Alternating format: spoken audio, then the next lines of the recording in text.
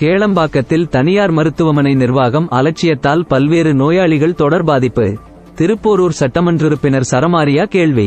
செங்கல்பட்டு மாவட்டம் திருப்போரூர் சட்டமன்ற தொகுதிக்குட்பட்ட கேளம்பாக்கத்தில் அமைந்துள்ள தனியார் மருத்துவமனையின் அலட்சியத்தால் கடந்த 27 நாட்களாக இருதய கோளாறு சிகிச்சை பெற்று வந்த 62 வயதுடைய முதியவர் ராஜேந்திரன் என்பவருக்கு முறையான சிகிச்சை அளிக்காமல் மரணம் அடைந்துள்ளார். பின்னர் தொடர்ந்து 11 நாட்கள் சிகிச்சை பெற்று நல்ல நிலையிலிருந்த முதியவர் மருத்துவர்களின் குளறுபடியால் மீண்டும் உடல்நிலை பாதிக்கப்பட்டு தொடர்ந்து 4 நாட்களுக்கு மேல் தீவிர சிகிச்சை பிரிவில் பல்வேறு இடங்களில் இடமாற்றம் செய்யப்பட்டதாக புறப்படுகிறது. இதனைத் தொடர்ந்து மரணமடைந்த ராஜேந்திரன் மகன் தில்லிபாபுவிடம் முன்பணம் 30,000 மற்றும் இன்சூரன்ஸ் காப்பீடு தொகையாக 5 லட்சமும் வசூல் செய்துள்ளனர். பின்னர் கூடுதலாக 9 லட்சம் கட்டினால் மட்டுமே ராஜேந்திரன் உடலை கொடுப்பதாக மருத்துவ நிர்வாகம் சார்பில் கூறி 2 நாட்களாக உறவினர்களை காக்க வைத்தனர்.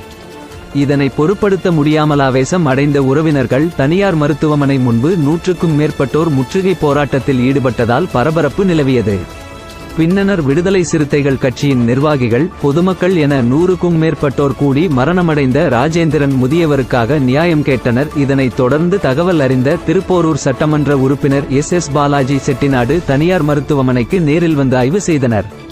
பின்னர் பொதுமக்களில் குறைகளை கேட்டு மருத்துவ நிர்வாகத்திடம் சரமாரியா கேள்வி எழுப்பினார். இதனைத் தொடர்ந்து கேள்வி எழுப்பிய பின் முதியவர் ராஜேந்திரன் உடலை உறவினர்களிடம் ஒப்படைத்தனர் என்பது குறிப்பிடத்தக்கது.